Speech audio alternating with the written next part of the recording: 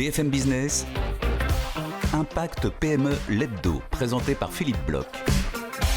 Bonjour à toutes, bonjour à tous, bienvenue dans ce nouveau numéro d'Impact PME. Vous le savez, notre nouvelle émission sur BFM Business consacrée aux PME, à leurs enjeux, à leur vie, aux solutions qui existent pour elles, en partenariat avec la CPME dans la perspective d'un grand événement le 5 novembre, Impact PME.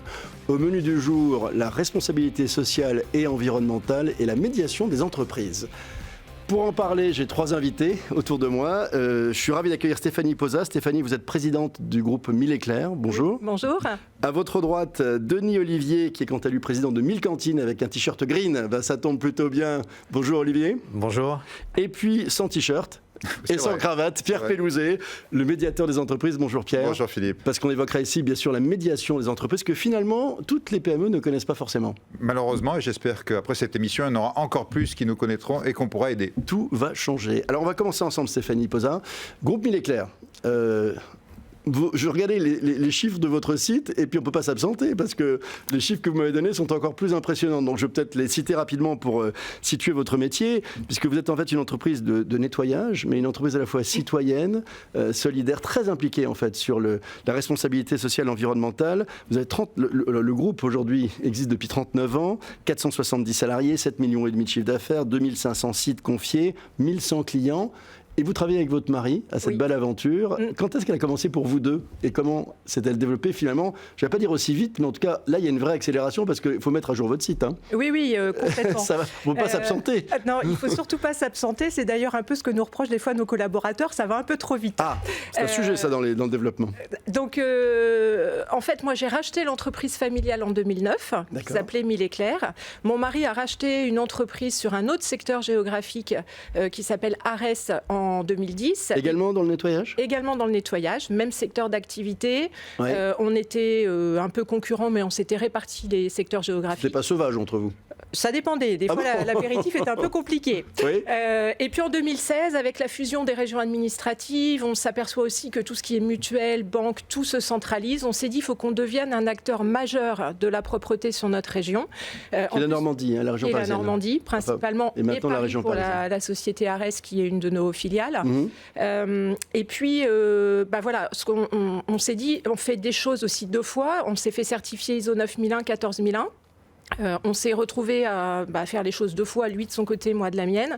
Donc on a tout mis en commun, on a tout réorganisé. La même année, on a fait une première opération de croissance externe. Donc là, le groupe a commencé à grossir. Et puis l'année dernière, deuxième opération de croissance externe. C'est la marque Mille Éclairs qui a été préservée ou les deux marques continuent en face à face ? Les deux marques continuent face à face, même trois pour le moment, avec la troisième qu'on a rachetée l'année dernière, il y a un an, qui s'appelle Assistance Service, qui est une structure filiale à 100% de Mille Éclairs. Alors on en reparlera, mais on a eu envie de consacrer cette émission à un positionnement un peu différent d'entreprises différentes. Et la vôtre, c'est clairement en fait la RSE, le respect de la planète. Pourquoi avoir choisi quand même ce positionnement qui est très présent dans votre site ? On sent vraiment une vraie conviction qui n'est pas que du greenwashing.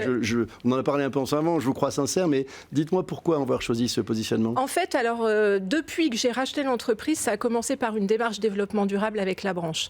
En fait, on s'aperçoit les PME qu'il y a plein de choses que l'on fait, l'intégration de personnel éloigné de l'emploi. On fait attention effectivement à l'environnement. Les produits éco-labellisés, le rejet des eaux usées. Il y a plein de choses qu'on fait mais qu'on ne valorise pas. Donc c'est parti de cette idée de se dire voilà, j'intègre une démarche développement durable avec la branche pour mettre un plan d'action en place et valoriser ce que je fais déjà. Et puis après la certification ISO 9001, 14001, je me suis dit que c'était bien d'aller un peu plus loin et de se faire labelliser RSE au niveau national avec trois orientations. L'idée c'était d'assurer une cohérence en fait avec tous les systèmes de management, 9001, 14001 RSE. C'était aussi de pouvoir, avoir une communication mobilisatrice avec les parties prenantes de l'entreprise. Notamment vos équipes ? Notamment nos équipes, mais pas que, parce que dans une entreprise, les parties prenantes sont nombreuses et il ne faut pas les oublier. Les banquiers, les institutionnels, les clients. Les pouvoirs publics, les appels d'offres, les donneurs d'appels d'offres. Exactement. Donc c'était vraiment les priorités données à la RSE. Et puis c'est une conviction. C'est une conviction et une ADN avec le développement notamment du travail en journée pour nos collaborateurs. Absolument, j'ai vu ça aussi, on en parlera peut-être. Denis Olivier, alors quant à vous, vous avez créé Mille Cantines, dont vous êtes le président. C'est cela. Là aussi, je regardais votre site. Première application pour réduire le gaspillage dans la restauration collective. Alors d'abord, avant de voir comment ça marche, comment est venue l'idée ? L'idée, en fait, elle me vient d'assez loin. J'avais 23 ans à cette époque. J'avais eu l'occasion et la chance de visiter le marché de Rungis, uniquement le marché de la Marée. Et quand on m'a dit que ça n'était que 2 jours de consommation pour Paris et sa couronne, vu la taille des bâtiments et la quantité de nourriture que j'avais pu voir à cette époque, j'ai naturellement multiplié par le nombre de jours restants la France, l'Europe, le monde. Et là, je me suis dit, on va dans le mur. Et l'histoire m'a donné raison, puisque cette année, au 29 juillet 2019, la presse nous annonçait que nous avions consommé 12 mois de ressources en seulement 7 mois. Et donc, à l'avènement du digital, j'ai voulu porter une action sur la réduction du gaspillage alimentaire, puisque c'est un sujet qui me tenait à cœur depuis cet âge. Bien sûr, mais pourquoi à ce moment-là les cantines et la restauration collective ? En fait, issu de l'observation, je me suis rendu compte que ce métier-là avait des problématiques qu'elle n'arrivait pas à régler. C'était de ne jamais savoir qui venait manger et encore moins ce qu'ils allaient manger.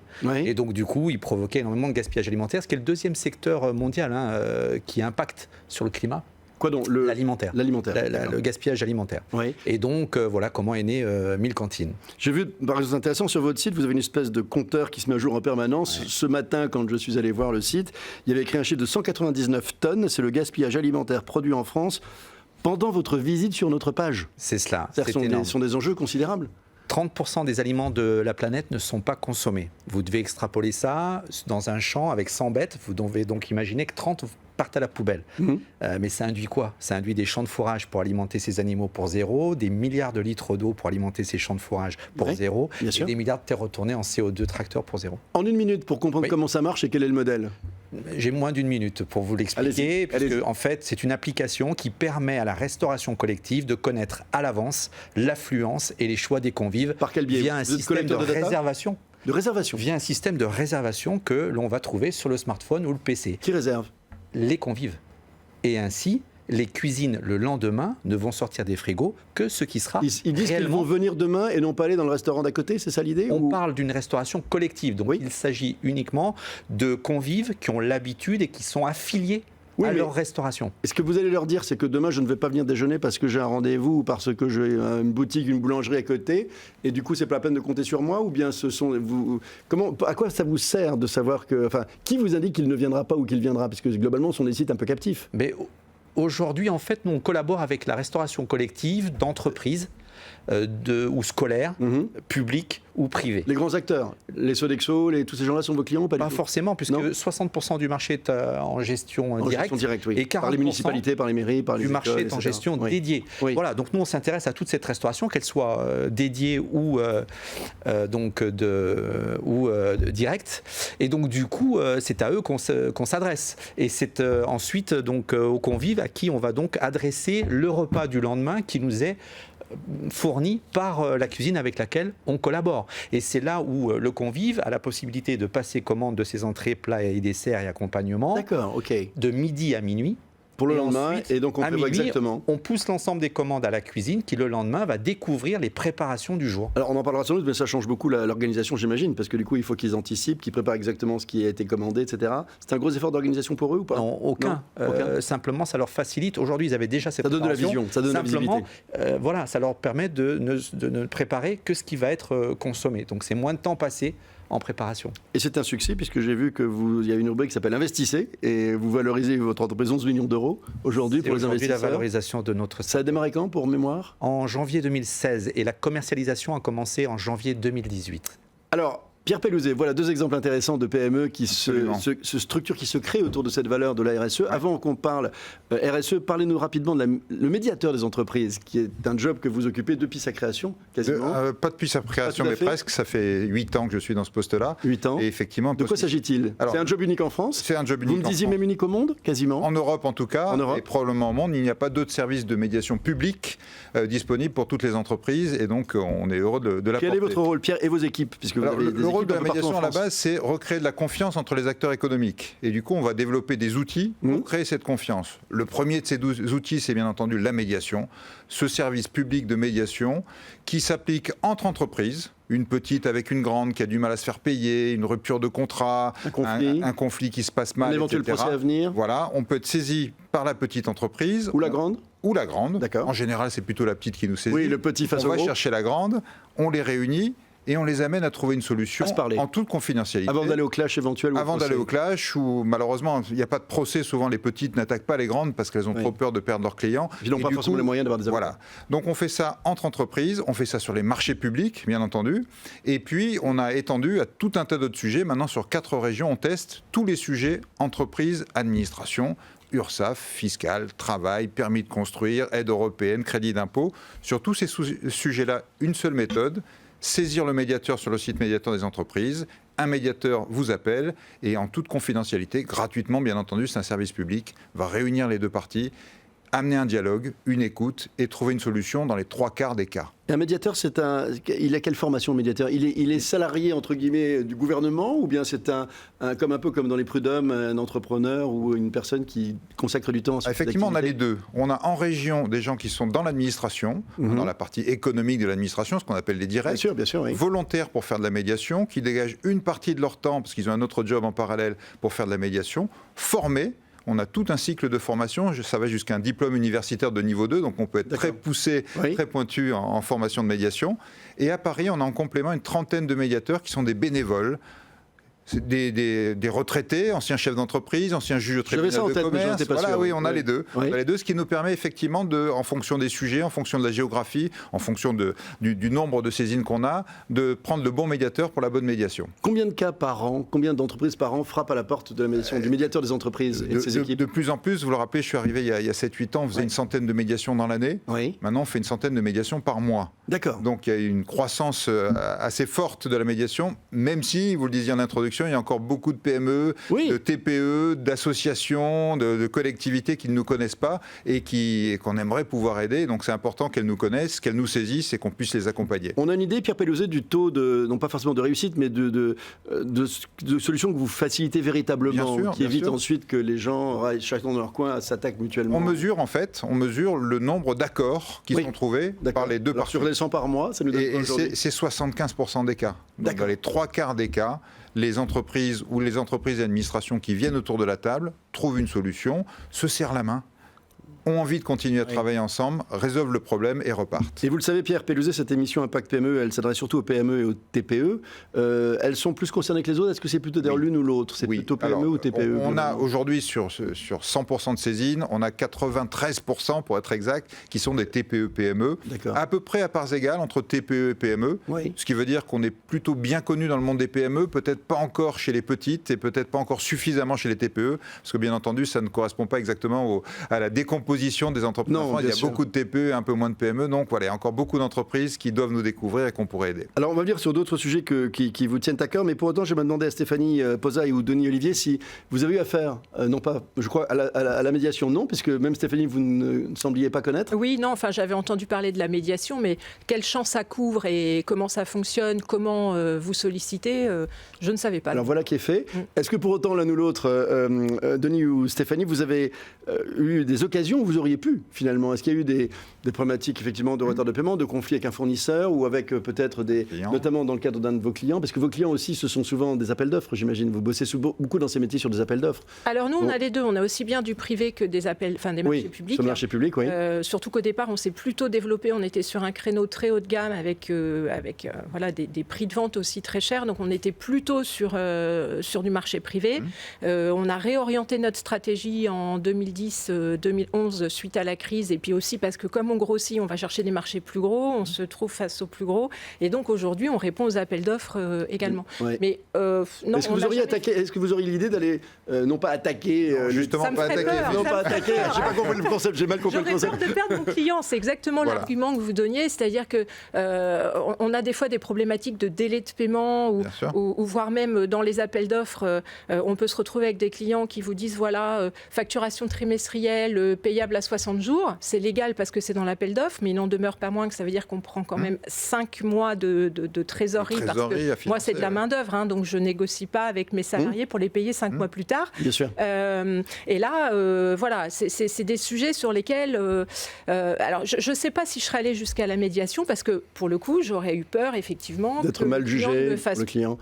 Me fasse plus travailler. Est-ce que de votre côté, Denis, vous avez eu l'occasion éventuellement, vous auriez pu faire appel dans votre histoire d'entrepreneur récente à ce type de C'est trop médiation? récent pour qu'on ait, heureusement, tant mieux. problème de cet ordre. Pour autant, effectivement, on travaille avec l'armée de terre, on collabore avec les messes de gendarmerie, on est avec la région Rhône-Alpes pour ces lycées, donc effectivement, on connaît bien les marchés publics, mais pour le moment, on n'est pas encore, nous, à un sujet de cette problématique. Quand on parle, Pierre Pellouzet, de paiement, il y a le recours à l'affacturage inversé collaboratif. Ça aussi, c'est un truc qu'on ne connaît pas forcément. Alors ça, et c'est une chose dont on peut parler, parce que ça aussi, les PME devraient être informées de cette... Absolument, c'est un nouvel outil. C'est un nouvel outil en France qui n'est pas assez développé.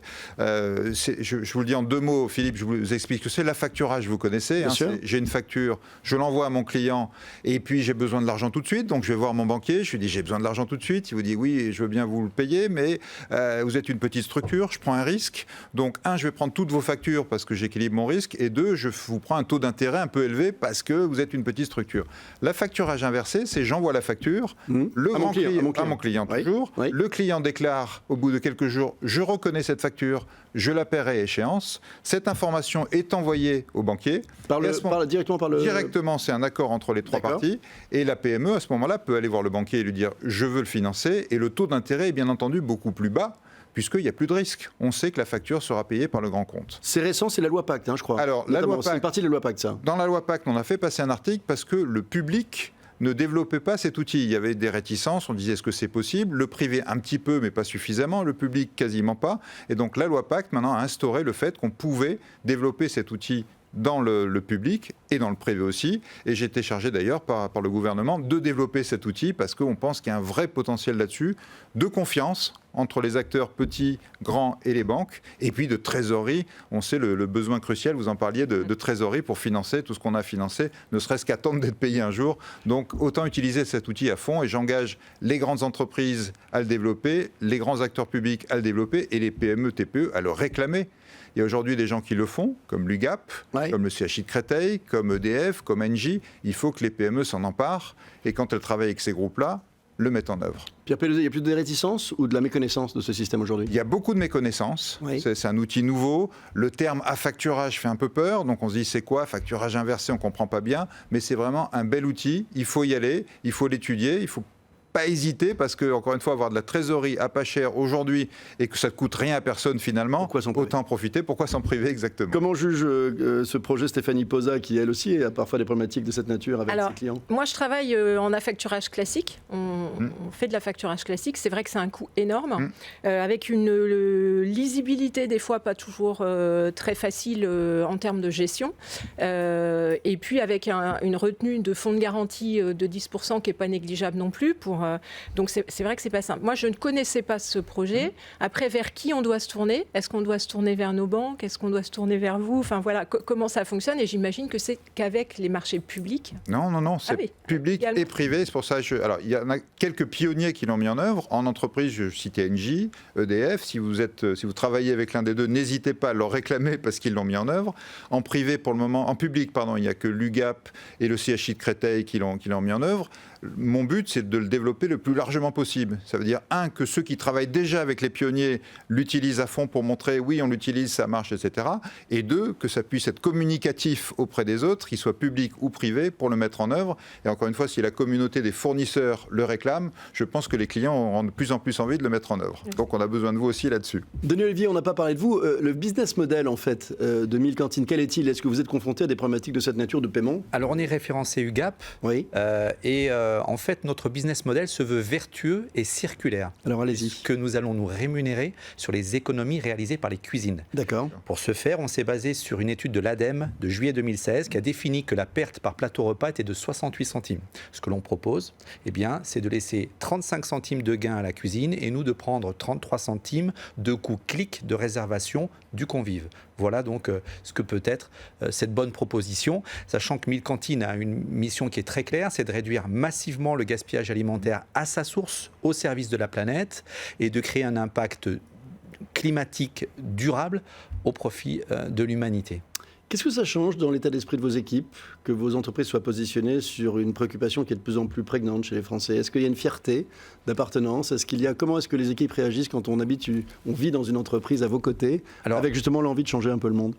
En fait, aujourd'hui, il y a une vraie volonté d'exercer un métier qui a un impact. Qui a du sens aussi. Mais non? oui, qui ait du sens. On l'entend beaucoup, mais j'aimerais vérifier que ça, dans vos équipes, vous le ressentez c'est vraiment. C'est complètement le cas pour les personnes que l'on recrute, qui sont vraiment totalement impliquées. Combien êtes-vous d'ailleurs? On est 11 pour le moment. 11 personnes aujourd'hui. Voilà, on part en hyper-croissance depuis cette rentrée de septembre, donc on va être à embaucher.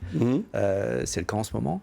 Et c'est vrai que... Une fierté. Une vraie fierté. Et d'ailleurs, les offres d'emploi sont plutôt sur des sites dédiés à Impact. Et on voit bien que là, il y a un vrai vivier de personnes qui cherchent à apporter beaucoup plus de valeur à leur quotidien.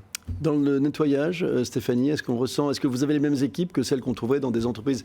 Il y a des très gros géants, des métiers comme les vôtres, des plus petits, vous êtes un peu une taille intermédiaire, j'ai envie de dire aujourd'hui, en croissance également, mais comment les gens ressentent cette éventuelle fierté?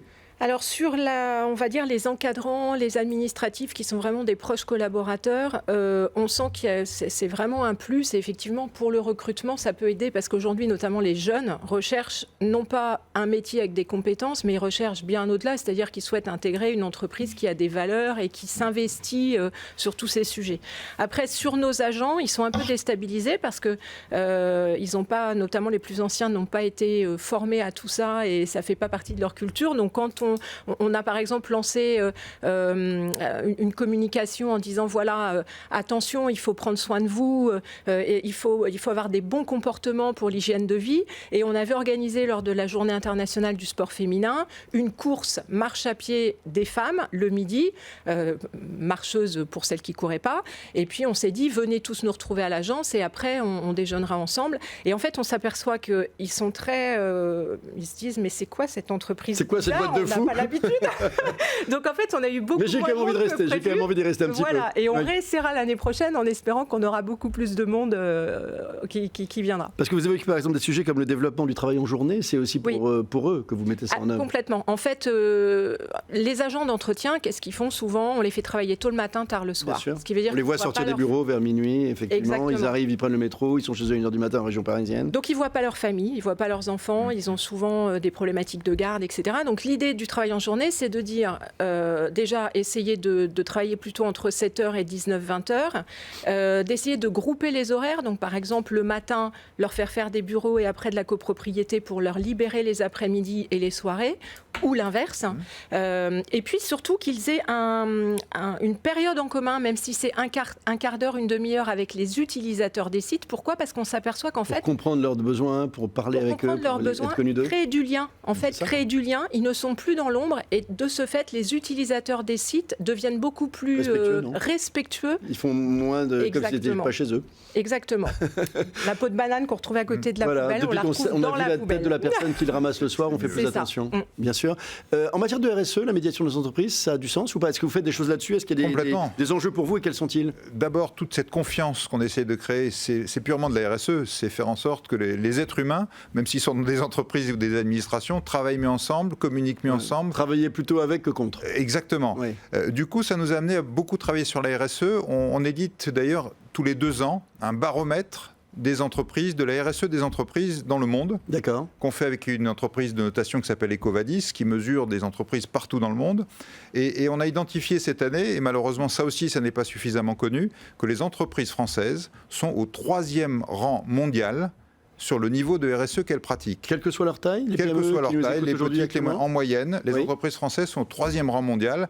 Et ce qui veut dire que quand on achète auprès d'une entreprise française, on achète un niveau de RSE exceptionnel, de classe mondiale. Et ça, c'est pas assez perçu, c'est pas assez intégré, et pourtant ça devrait l'être parce que il faut se dire que c'est tellement important toute la RSE, l'environnement, le social, l'économique qu'il y a derrière, que il faut qu'on le sache, qu'on en profite, que c'est bien que nos entreprises, notamment les plus petites, fassent des efforts là-dessus. Encore faut-il le valoriser à son juste niveau.